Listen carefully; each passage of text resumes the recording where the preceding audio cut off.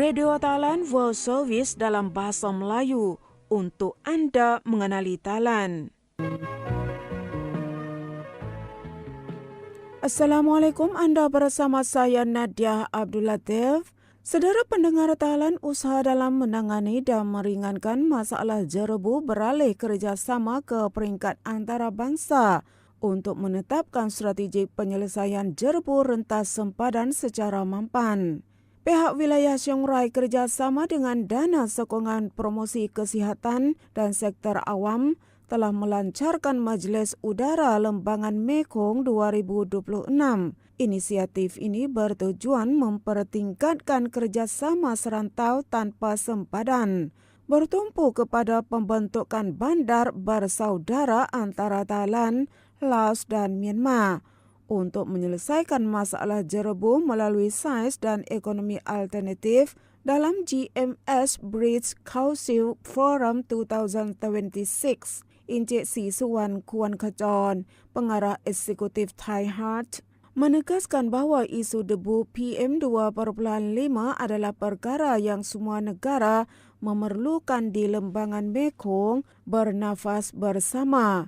Juga perlu menekankan mekanisme kerjasama dari peringkat tempatan ke peringkat tempatan demi kelestarian. Berbanding hanya bergantung kepada bantuan kerajaan di pusat, Encik Chuchi Pongchai, Gubernur Wilayah Siong Rai, mendedahkan bahawa Siong Rai telah diletakkan sebagai makmal dasar di bawah strategi Clear Sky, telah dimulakan dengan membina laluan penghadang api merentasi dua negara bersama jiran tetangga. Di samping melaksanakan langkah larangan pembakaran yang ketat, sasaran utama adalah untuk mengurangkan panas di kawasan tersebut sebanyak 50% untuk mencapai matlamat Siong Rai Langit Biru dan Bandar Kesihatan.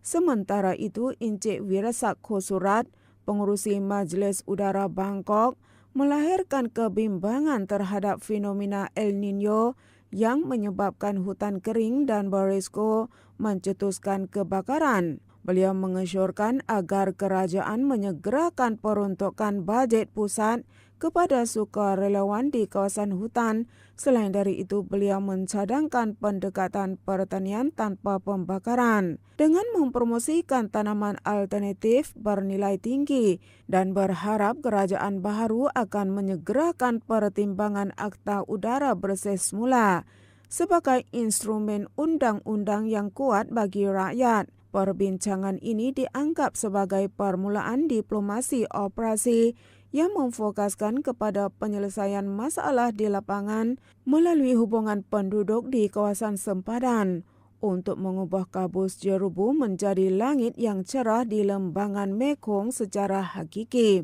Masalah jerebu di Siong Rai merupakan krisis yang berpunca daripada pelbagai faktor, terutamanya pembakaran hutan dan sisa pertanian semasa musim kemarau. Jerebu rentas sempadan serta keadaan geografi bergunung-gunung yang menyebabkan debu mudah terkumpul, mengakibatkan tahap PM 2.5 melebihi piawaian secara berterusan dan memberi kesan serius terhadap kesihatan penduduk. Dan wakil Thailand membentangkan visi dalam menyokong kesaksamaan jantina sekali lagi di pejabat entiti Pertubuhan Bangsa-Bangsa Bersatu untuk Kesaksamaan Jantina dan Pemerkasaan Wanita di New York, Amerika Syarikat. Encik Kantapong Rangsi Sewang, Setiausaha Tetap Kementerian Pembangunan Masyarakat dan Keselamatan Manusia bersama delegasi Thailand telah mengadakan pertemuan dengan Mr. Narashaji Kumbonswanda, Timbalan Pengarah Eksekutif Bidang Sokongan Normatif, Penyelarasan Sistem PBB dan Keputusan Program, serta pegawai-pegawai UN Women untuk membincangkan hala tuju kerjasama yang berterusan. Pada kesempatan ini, Encik Kantapong menyatakan bahawa Thailand mempunyai undang-undang yang memacu kesaksamaan jantina, termasuk penghapusan diskriminasi dengan mewujudkan jawatan kuasa penilaian diskriminasi jantina yang mempunyai nisbah keahlian wanita yang tinggi, di mana jawatan kuasa ini mempunyai kuasa untuk membuat keputusan atau penghakiman demi memberikan keadilan. Sementara itu, Puan Jatupuan Rojana Phanit, Ketua Pengarah Jabatan Hal Ehwal Wanita dan Institusi Keluarga berkata lagi bahwa kementerian telah mempromosikan dan kesaksamaan jantina di seluruh negara. Selain dari itu, Thailand juga telah mengumumkan plan tindakan kebangsaan mengenai wanita, keamanan dan keselamatan yang pertama pada tahun 2025. Untuk mengesahkan komitmen dalam menggalakkan penyertaan wanita dalam proses membina keamanan serta menangani cabaran keselamatan baru seperti perubahan iklim dan ancaman cyber. Pihak UN Women menzahirkan penghargaan kepada kementerian atas peranan kepimpinan dan penyertaan berterusan dalam mesyuarat Suruhanjaya mengenai status wanita serta peranan proaktif Thailand dalam memacu kesaksamaan jantina di peringkat dunia dan serantau. Mereka turut memuji kemajuan Thailand dalam memperkukuh rangka kerja undang-undang dan dasar kesaksamaan jantina yang memperlihatkan peranan Thailand sebagai pemimpin dalam kalangan ASEAN di samping komitmen dalam memerangi pemerdagangan manusia dan penipuan dalam talian mengenai peluang kerjasama masa hadapan. UN Women berminat dalam isu memperkasakan wanita dalam ekonomi sektor swasta, juga mencadangkan pembentukan jawatan kuasa kerjasama antara Pertubuhan Bangsa-Bangsa Bersatu dengan sektor swasta.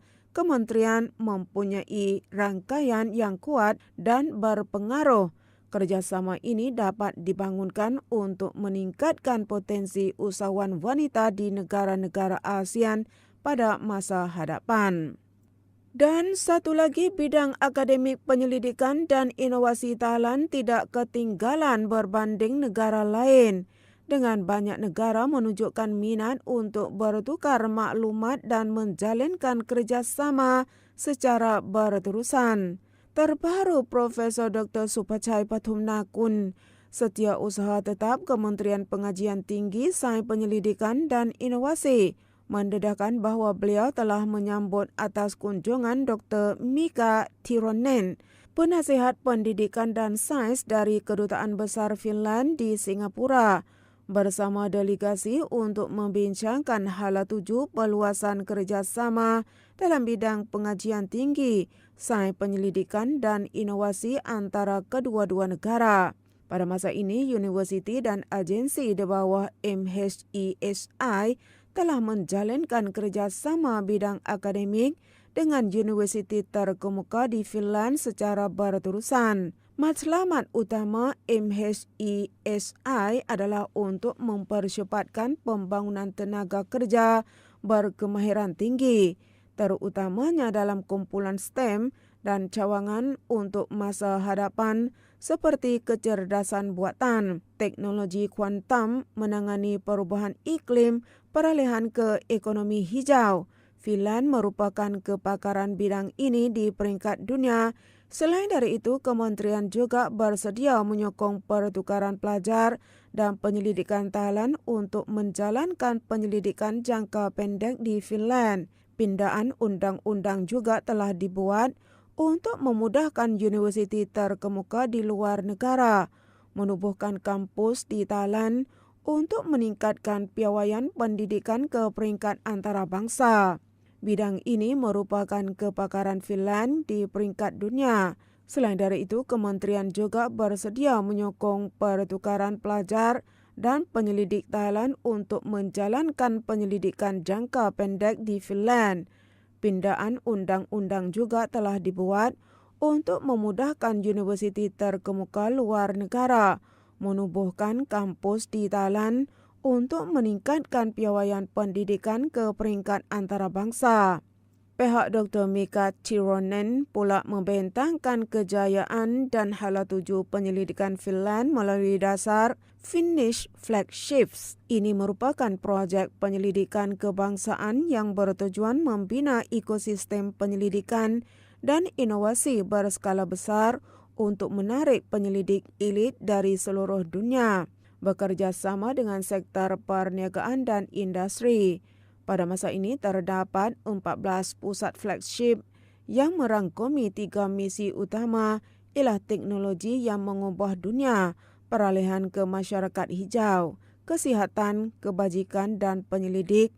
Keistimewaan dasar ini adalah penyepaduan kerjasama lebih daripada 20 universiti dan institusi penyelidikan terkemuka Finland seperti University Aalto, University Helsinki, University Oulu dan VTT ke satu rangkaian. Setiap flagship diterajui oleh pakar bertaraf akademik profesor, mencerminkan komitmen Finland sebagai peneraju inovasi di pentas dunia. Perbincangan ini merupakan langkah penting dalam menghubungkan potensi pembangunan tenaga kerja Thailand dengan ekosistem penyelidikan dan inovasi termaju Finland. Dijangka akan membawa kepada projek kerjasama yang konkret antara institusi pendidikan dan sektor penyelidikan oleh kedua-dua negara dalam masa terdekat. Dan yang terakhir, Lembaga Pelancongan Thailand meneruskan pemasaran proaktif dengan membawa delegasi lebih dari 120 pengusaha pelancongan terkemuka dari bandar utama dan bandar pelancongan menarik di Thailand untuk menyertai sesi rundingan perniagaan dalam acara Amazing Thailand Mega Trade Meet in China 2026. Acara ini diadakan bersempena dengan Amazing Thai Night Shong Tai I Jiaxing di Shanghai, China, bertujuan untuk memperkukuh keyakinan dan merangsang keputusan perjalanan dalam kalangan pelancong China.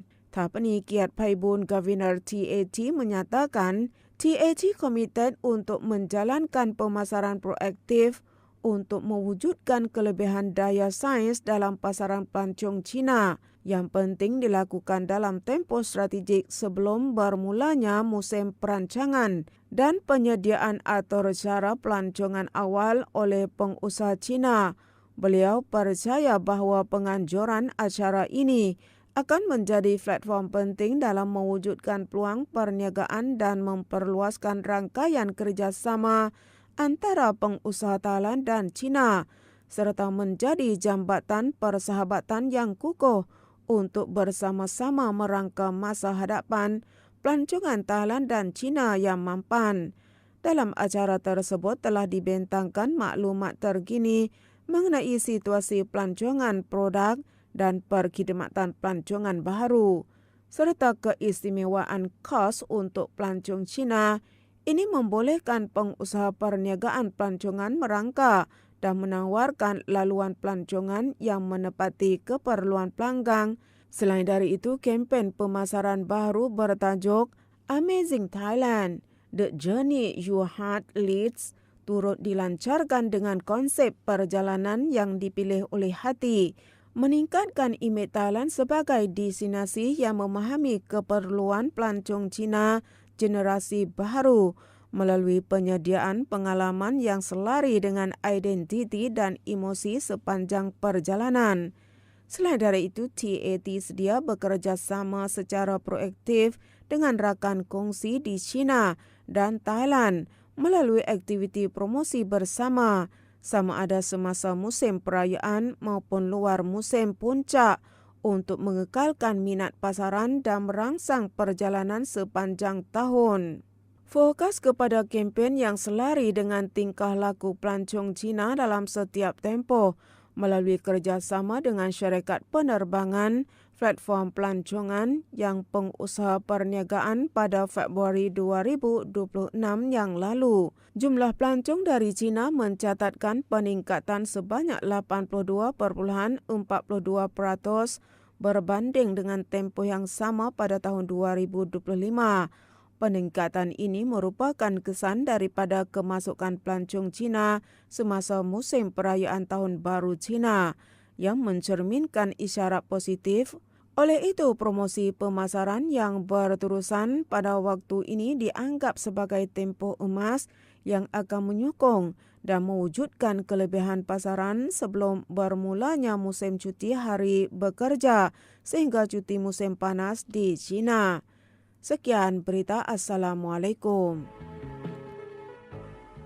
Radio Thailand World Service, berita dalam bahasa Melayu. Terima kasih yang anda ikuti program kami.